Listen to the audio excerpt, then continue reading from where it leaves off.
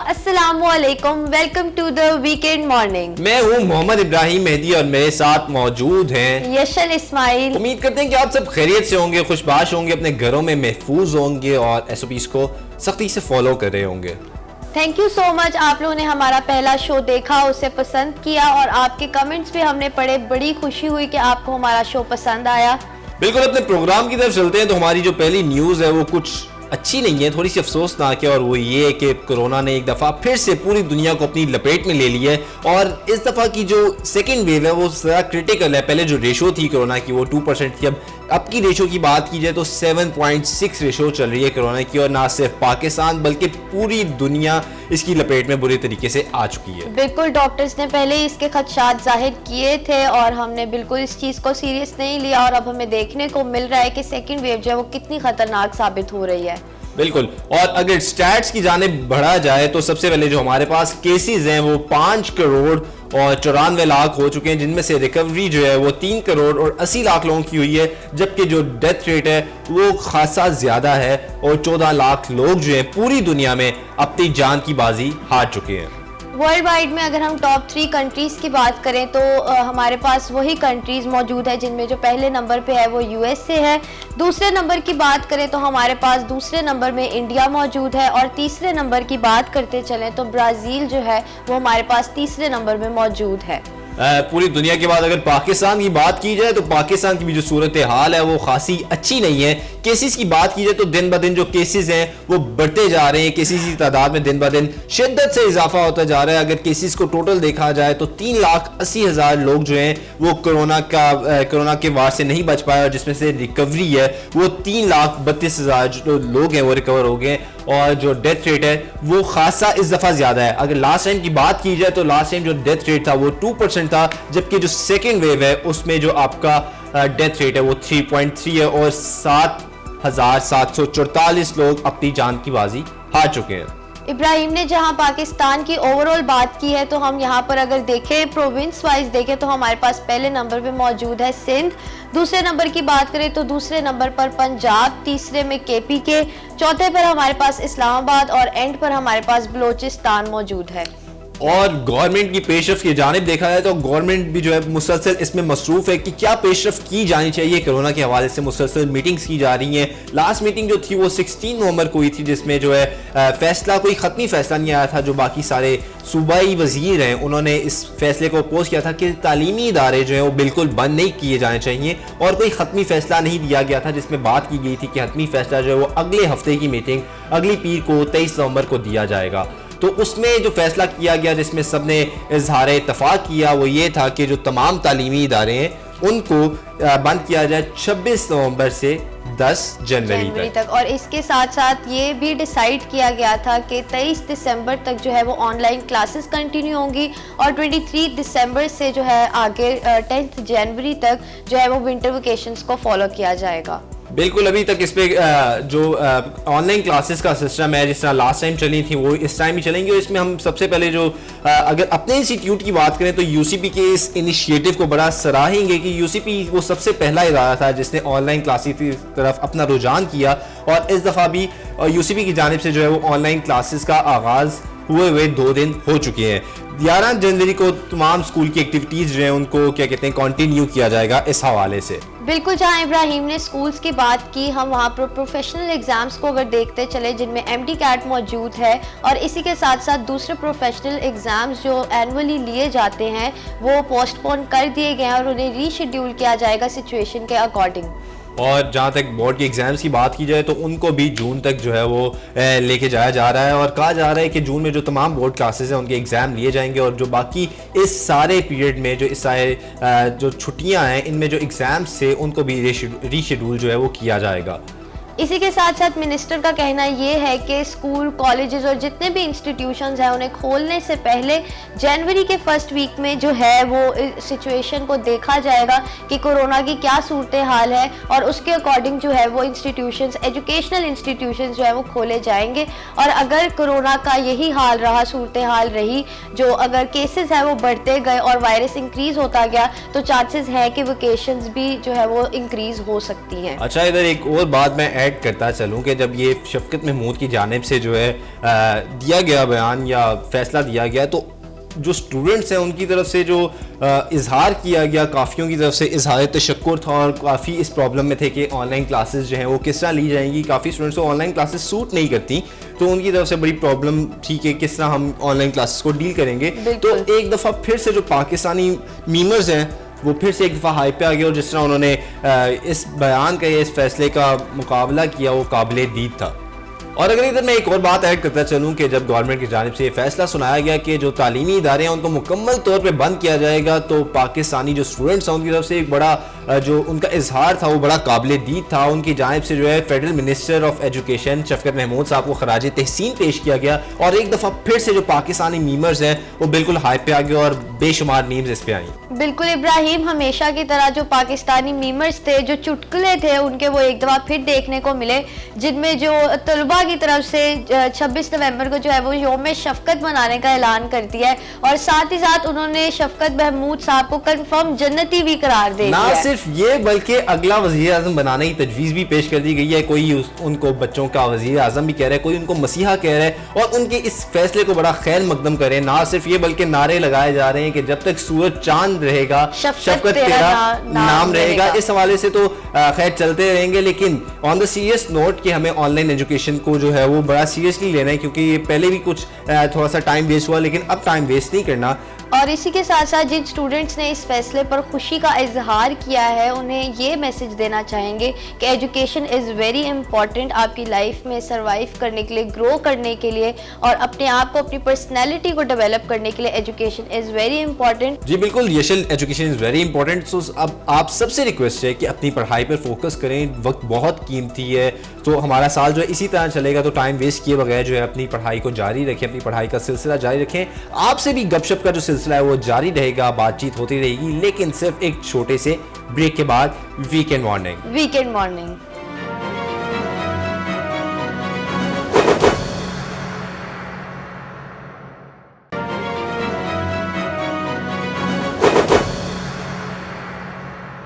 Welcome back from the break से पहले बात कर रहे थे कोरोना की सिचुएशन के ऊपर कि किस तरह सूरत हाल जो है वो बिगड़ती जा रही है, लेकिन जहां हमने आपसे बात की थी कुछ सैड न्यूज डिस्कस करेंगे, वहीं कहीं एक्साइटिंग न्यूज डिस्कस करेंगे, तो क्यों ना ये पीएसएल को डिस्कस किया जाए। कोरोना के बाद जब पाकिस्तान में पीएसएल की वापसी हुई तो 4 मैचेस खेले गए, जिनमें जो पहला मैच था वो क्वालिफायर था जो मुल्तान सुल्तान और कराची किंग्स के दरमियान खेला गया और इसकी जीत जो है वो कराची किंग्स ने हासिल की थी। और जो दूसरा मैच था वो एलिमिनेटर था जो पेशावर ज़ल्मी और लाहौर कलंदर्स के दरमियान खेला गया और जीत की बाजी जो थी वो लाहौर कलंदर्स ने हासिल की। बिल्कुल, और ये बड़ी अच्छी बात थी कि लाहौर कलंदर जो है फर्स्ट टाइम इतना आगे गया। पहले जो 4 सीजन थे वो बिल्कुल बॉटम में रहा, लेकिन उसके बाद जो है बड़ी अच्छी परफॉर्मेंस दिखाई लाहौर कलंदर ने। अगले मैच की बात करते चले तो एलिमिनेटर 2 जो था वो खेला गया मुल्तान सुल्तान वर्सेस लाहौर कलंदर्स के दरमियान, जिसमें जो जीत का सेहरा था वो लाहौर ने एक दफ़ा फिर अपने सर को बांधा। और फिर जो फाइनल था जोश खरोश उसी तरह का कि जिस तरह पाकिस्तान और इंडिया का मैच है, क्योंकि फाइनल में जो टीम थी वो थी कराची किंग्स और लाहौर कलंदर की, और अवाम में उसी तरह जोशो जज्बा पाया जा रहा था। बेशक अवाम ऑडियंस में नहीं थी, लेकिन जो स्क्रीनिंग इधर की जा रही थी, घरों में जिस तरह मैच देखा जा रहा था वो बड़ा काबिल दीद था। लेकिन इन द एंड जो टीम जीती वो थी बिल्कुल कराची किंग्स। और जहां लास्ट टाइम हम लोगों ने बड़ा सपोर्ट किया था लाहौर कलंदर को, कोई बात नहीं, होता रहता है नेक्स्ट टाइम। हाँ, ऐसा तो चलता रहता है, लेकिन बड़ी वेल डिजर्व टीम थी कराची किंग। तीनों जो कैटेगरीज थी, फील्डिंग में, बैटिंग में और बॉलिंग में, और बहुत अच्छी परफॉर्मेंस दिखाई कराची किंग ने।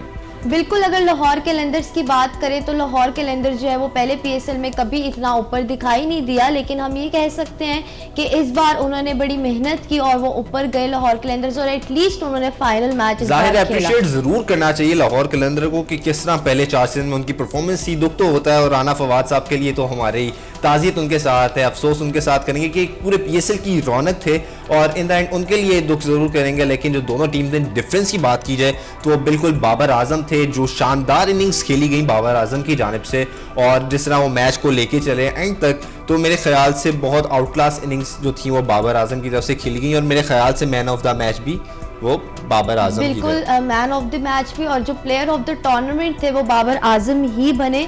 और उनका ताल्लुक जो था वो कराची किंग्स से था। जहां फाइनल की जो ट्रॉफी है वो कराची किंग के पास गई, वहां जो 3 ट्रॉफीज हैं, 3 अवार्ड्स जो हैं वो लाहौर ने अपने नाम किए। अगर हम बात करते चले बेस्ट बॉलर की तो वो भी लाहौर कलंदर के पास आया। शाहीन शाह अफरीदी ने सबसे ज्यादा विकेट्स हासिल की और जो बेस्ट बॉलर का अवार्ड था उन्होंने अपने नाम किया। और इसी के साथ साथ अगर हम बेस्ट विकेट कीपर की बात करें तो वो भी जो बेन डंक है वो उनका भी ताल्लुक जो है वो लाहौर कलंदर से है और ये भी ट्रॉफी जो है वो लाहौर कलंदर्स के ही हिस्से में आई थी। और जो लास्ट सी ट्रॉफी बेस्ट फील्डर की वो थी फखर जमान के नाम के। जिस तरह उन्होंने फील्डिंग की जाती है, फील्डिंग का हक अदा किया और जिस तरह from first match to last match उनकी फील्डिंग जो थी बहुत आउट क्लास थी। जो बड़े मेजर कैचेस थे उन्होंने पकड़े और बड़ा आउट क्लास जो था उन्होंने अपनी जो ड्यूटी थी वो सर अंजाम दी। इसके बाद मैं अपने जो ऑडियंस है उनको बताता चलूँ कि किस्मत जब किसी पे मेहरबान होती है तो बहुत ज़्यादा होती है। क्या जब देने वाला जब भी कुछ देता है तो देता है छप्पड़ फाड़ के। क्यों, जो हमारे गेस्ट हैं ये चल आप उनको इंट्रोड्यूस करवाती चलें। जी बिल्कुल, हमारे साथ मौजूद हैं एक बहुत ही हमारे खास मेहमान जो क्रिकेट के बहुत बड़े फ़ैन हैं, क्रिकेट को बहुत फॉलो करते हैं, उस पर तबसरा भी करते हैं और क्रिकेट के लिए लिखते भी हैं और साथ ही साथ कैच ए करोड़ उन्होंने कैच करके उसकी लिस्ट में भी शामिल हो गए हैं। आइए उनका तारुफ करवाते हैं। हमारे साथ मौजूद है जुर्गाम हुसैन। सबसे पहले जुर्गाम कैसे हैं, क्या हालचाल हैं आपके, बताइएगा। मैं अल्लाह का शुक्र बिल्कुल ठीक हूँ, आप बताएं कैसे हैं। हम कैच ए करोड़ की तरफ ज़रूर आएंगे लेकिन उससे पहले पूछते चलें कि ज़रा हमारी ऑडियंस को बताएं कि आप करते क्या हैं। मैं इब्राहिम, जैसे कि आपको पता है कि मैं यूसीपी में मीडिया स्टूडेंट हूँ, 5th सेमेस्टर में पढ़ रहा हूँ और साथ साथ मैं क्रिकेट के ऊपर तबसरे वगैरह की क्रिकेट इन्फो वेबसाइट है उसके ऊपर कर रहा हूँ। अच्छा, ये हमारे लिए बड़ी जो है वो अच्छी बात है कि हमारे अपने जो हैं वो दोस्त हैं, हमारे अपने यूसीपी के स्टूडेंट हैं। तो जुर्गाम ज़रा बताइएगा कि जब कैच हाथ में आया और बैठे बैठे जब इंसान लखपति बन जाता है तो क्या फील होती है?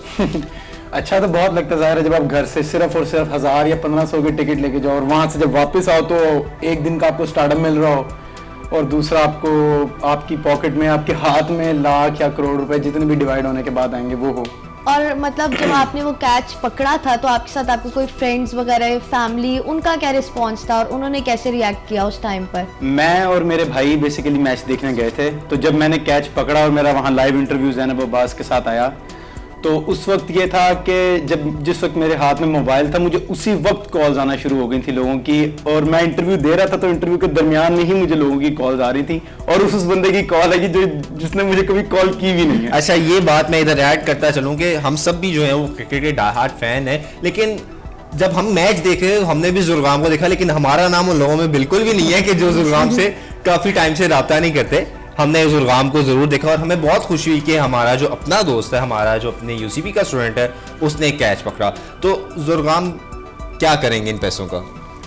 फिलहाल तो देखते हैं, इसको स्टडीज़ की तरफ लगाएंगे, जो कि मैंने उस इंटरव्यू में भी कहा था कि इसको स्टडीज़ के अंदर इंक्लूड करेंगे। पैसे हैं, सारे स्टडीज़ की तरफ लगाएंगे? नहीं, जाहिर सी बात है सारे तो नहीं लगाएंगे, बस मोटी मोटी रकम स्टडीज़ की तरफ लगा देंगे। बाकी क्या करेंगे? अब तो काफी टाइम गुजर चुका है, उसके अलावा कुछ नहीं सोचा कि इन पैसों को कहाँ लगाना है, किस तरह से यूज करना है, किस तरह से यूटिलाइज करना है इस अमाउंट को?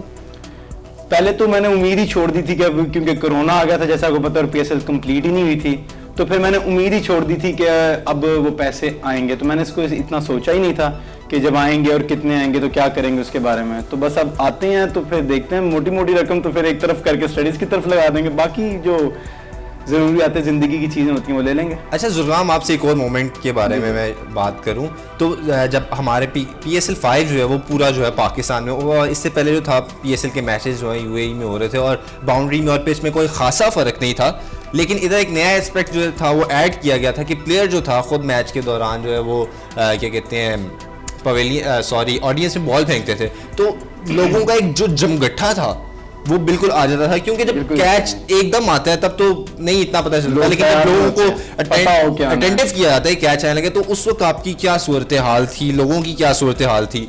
अच्छा इब्राहिम, आपने बड़ा अच्छा सवाल किया। जैसे कि मैं बैठा हुआ था कारदार इंक्लोजर में, ओके। अब जब मोहम्मद हफीज मैच स्टार्ट होने से पहले इसी तरह आ गया और अनाउंस हुआ कि Pepsi catch a crore segment होने लगा और मोहम्मद हफीज कारदार इंक्लोजर में जो है वो बॉल हिट करेंगे, तो जितना भी कारदार इंक्लोजर था वो अपनी अपनी सीट्स के ऊपर खड़ा हो गया था, मतलब सारे टेंटिव हो चुके हुए थे। मोहम्मद हफीज ने जब बॉल फेंकी है तो हर बंदा पहले जो था वो उस बॉल के ऊपर पड़ा है, लेकिन वो बॉल आगे गिर गया, हालांकि बॉल अंदर नहीं आया था इंक्लोजर में, लेकिन जब वो बॉल आगे पड़ा फिर भी लोग जो थे वो एक जमघट्टा जो था लोगों का वो बॉल की तरफ गया था। इसी तरह उन्होंने फिर दोबारा ट्राई किया क्योंकि पहले बॉल अंदर नहीं आया था, तो जब दोबारा उन्होंने ट्राई किया तो फिर वो अल्लाह की करनी इस तरह के बिल्कुल मेरे इस पोजीशन पर जो था वो कैच आया, वरना लोगों का जमघट्टा तो इतना था कि मैं ऊपर खड़ा हुआ था तो इसलिए ऊपर नहीं आ सका वापस। इजीली कैच कर लिया था, कोई लोग ऊपर नहीं आए थे या मतलब कि कुछ हुआ नहीं था, आप तो लोगों की तरह कोई आगे बढ़ के आपने कैच किया? मतलब बिल्कुल इंटेंशनली था ये कैच या मतलब थोड़ा सा बताएं। और वो हुआ, मुझे इस चीज का फायदा हो गया था कि मैं आगे खड़ा हुआ था तो मेरे पीछे वाली सीट पर, मतलब पीछे से मोस्टली आपको धक्के पड़ते हैं लोगों के, क्योंकि आगे वाले जो लोग थे वो तो नीचे होते हैं, तो पीछे जो थे मेरे अपने भाई खड़े हुए थे, तो उन्होंने मुझे खुद मौका दे दिया कि मेरे पास आ रहा तो मैं ही पकड़ लूं, जब ना कि वो मुझे आगे धक्कम पेल करें। तो पीछे जो थे वो बस मेरे भाई खड़े हुए थे, तो इसलिए बचत हो गई और उनकी काफी मदद आई थी मुझे ये कैच पकड़ने में, वरना अगर मुझे धक्का पड़ता तो फिर मैं भी ना कर पाता। और घर जाके भाई ने कहा नहीं कि इसमें से हाफ अमाउंट जो है वो मेरी आई कि मैंने किया था कि ये पकड़ लो कैच। नहीं, भाई ने लिया या मैंने लिया कैच, बात तो एक ही, इसलिए तो वो भी खड़े हो गए थे कि हम दोनों एक ही यूनिट। चले, बड़ी अच्छी बात है, वरना हिस्सेदार तो फौरन बन जाते हैं। बने थे रिश्तेदारों में, काफी लोग मैसेज कर रहे थे कि सादा कहते रख। अच्छा जी, अच्छा जुर्गाम मुझे बताइएगा कि ये कैच जो था बस हाथ में आ गया कि वैसे भी आप क्रिकेट खेलते हैं, क्रिकेट के शौकीन हैं? मैं 2012 से 14 तक क्लब क्रिकेट भी खेलता हूँ, जबकि एक नौजवान, बहुत ही ज़्यादा नौजवान था, तो उस वक्त एक जुनून था कि मैंने जो है वो क्रिकेटर बनना है, तो बस वो 2 साल के अंदर वो जुनून खत्म हुआ, तो बस मैंने क्रिकेट छोड़ दी। अब मैं वीकली बेसिस पे खेल लेता हूँ। यानी अभी भी थोड़ा बहुत क्रिकेट चल रहा था जब आपने कैच पकड़ा? वीकली बेसिस पे चल रहा होता है कैच, तो बस फिर वो आसानी हो जाती है। और यानी कि आपसे प्रॉपर आपको नो हाउ है क्रिकेट की, तो आपसे बात की जा सकती है, जिस तरह हमारी जो आगे देखा जाए पाकिस्तान का टूर है न्यूजीलैंड के जानिब, और हमारे जो तीनों फॉर्मेट्स के कैप्टन है वो बाबर आजम को बना दिया गया। आप इस चीज़ को किस तरह देखते हैं, किस तरह डील करेंगे बाबर आजम इस सारी सिचुएशन को? अच्छा, इसके ऊपर कुछ लोग जो है वो इसको कह रहे हैं कि बहुत ही खुशाइंद अमल है, लेकिन कुछ लोग इसको कह रहे हैं कि ये बहुत नेगेटिव है। वो इसलिए कह रहे हैं कि बाबर आजम जो थे अभी इमर्जिंग हैं, उनको 4 साल हुए हैं गालिबन क्रिकेट खेलते हुए, 2015 में उनका डेब्यू हुआ है, तो 5 साल बनते हैं। 2005 साल बाद अगर आप उनके ऊपर, अभी उनकी बैटिंग जो है वो दुनिया में इस वक्त सबसे आगे जा रहे हैं, जैसे कि आपने देखा कि वैसे तो विराट कोहली को कहा जाता है, लेकिन आखिरी 2 सालों के अगर रन देखे जाएं तो विराट कोहली से भी ज्यादा रन हैं बाबर आजम। बिल्कुल, विराट कोहली के साथ कंपेयर किया जाता है, जबकि दोनों का जो टेन्योर है उसमें जमीन आसमान का फर्क है। बिल्कुल, विराट कोहली को खेलते हुए 12 साल हो चुके हैं, तो इसलिए उनको जब कंपैरिजन किया जाता है, एक बाबर आजम के ऊपर उस चीज का बहुत प्रेशर आता है कि उनके कितने बड़े प्लेयर से कंपेयर किया जाता है, और दूसरा बाबर आजम के ऊपर अभी बैटिंग के प्रेशर के, क्योंकि आपको पता है कि पाकिस्तान की बैटिंग में सिर्फ एक वाहिद बाबर आजम ही है जो कि पूरी टीम की मतलब एक तरह से बैकबोन है। अब उनके ऊपर एक एक्स्ट्रा प्रेशर डाल दिया गया है जो कि कप्तानी का प्रेशर है, वो भी तीनों फॉर्मेट की कप्तानी का प्रेशर। तो कुछ लोग इसको ये भी कहते हैं कि नेगेटिव होगा, उनकी बैटिंग के ऊपर इसका असर करेगा, तो और कुछ लोग ये भी कहते हैं कि उनको PSL में पहले कप्तानी दे के ट्राई करना चाहिए। आपकी अपनी पर्सनल ओपिनियन क्या है इस हवाले से? मेरी पर्सनल ओपिनियन यही है कि बाबर आजम को पहले PSL में कप्तानी देके ट्राई करना चाहिए। जैसे कि आपको पता है वो कराची की तरफ से खेल रहे हैं, उसके कप्तान इमाद वसीम है, तो कराची का या फिर उसको किसी और टीम का बाबर आजम को कप्तान बना दिया जाए, ताकि वो एक दफा पहले ट्राई ले लिया जाए उनसे। ठीक है, आगे हमारा जो न्यूजीलैंड का टूर है पाकिस्तान का, उसके बारे में यशल आप बताइएगा कि किस किस डेट पे हमारा कौन कौन सा मैच है और कौन कौन सी सीरीज है? बिल्कुल, अगर पाकिस्तान टीम की न्यूजीलैंड की टूर की बात करें तो हमारे पास 3 मैचेस हैं T20 सीरीज, जिनमें जो पहला मैच है T20 वो 18 दिसंबर को खेला जाएगा, और जो दूसरा मैच है पाकिस्तान और न्यूजीलैंड के बीच में जो T20 मैच है वो 20 दिसंबर को खेला जाएगा, और तीसरा यानी आखिरी T20 मैच जो पाकिस्तान और न्यूजीलैंड के दरमियान होगा वो 22 दिसंबर को खेला जाएगा। और जहां तक बात की जाए टेस्ट मैच की, तो 2 मैचेस की जो सीरीज है वो खेली जाएगी, जो कि पहला टेस्ट मैच जो है वो न्यूजीलैंड में खेला जाएगा 26 दिसंबर 2020 में, और जो अगला टेस्ट मैच है वो अगले साल 2021 में 3 जनवरी को पाकिस्तान और न्यूजीलैंड के दरमियान खेला जाएगा। और इसी के साथ साथ ये बात ऐड करती चलूं कि जो पाकिस्तानी टीम है वो अभी न्यूजीलैंड में क्वारंटीन है for 14 days due to corona Christchurch में।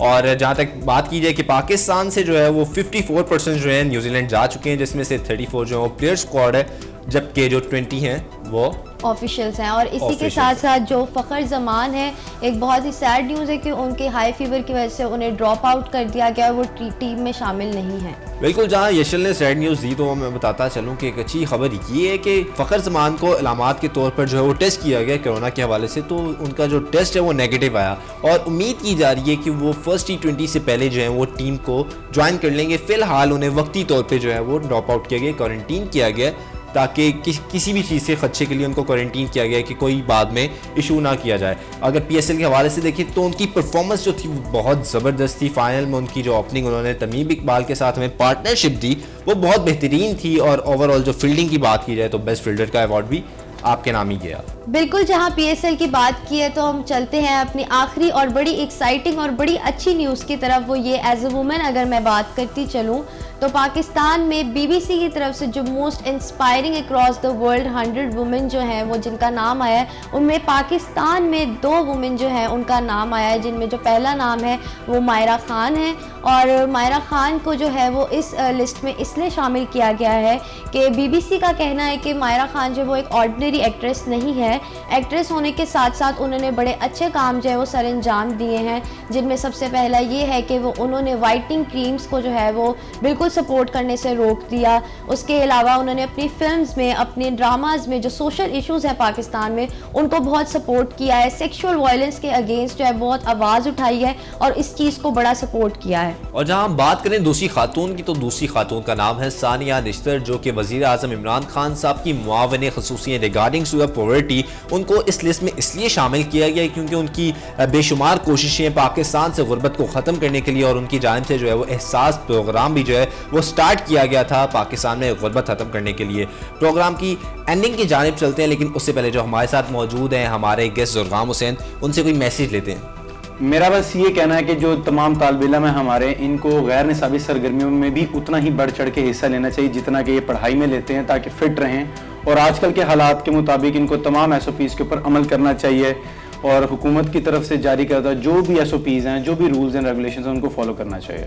बिल्कुल ज़ुर्गाम, बड़ा अच्छा मैसेज कन्वे किया है आपने हमारे व्यूअर्स को, हमारी ऑडियंस को, और बहुत शुक्रिया अदा करते हैं हम आपका कि आप हमारे शो में आए, आपने अपना बहुत कीमती वक्त निकाला हमारे लिए। इसी के साथ साथ हम अपनी शो की एंडिंग की तरफ चलते हैं और उम्मीद करते हैं कि आज का शो, आज की एपिसोड आपको बहुत पसंद आई होगी और आपने बहुत एंजॉय किया होगा। बिल्कुल, और आप हमें अपना फीडबैक दे सकते हैं यूट्यूब के कमेंट सेक्शन में, इंस्टाग्राम पेज पे और फेसबुक पेज पे UCP TV के। अपने फीडबैक से हमें आगाह कर सकते हैं और फिल वक्त हम लोग चाहते हैं आपसे इजाज़त। वीकेंड मॉर्निंग, अल्लाह हाफिज़।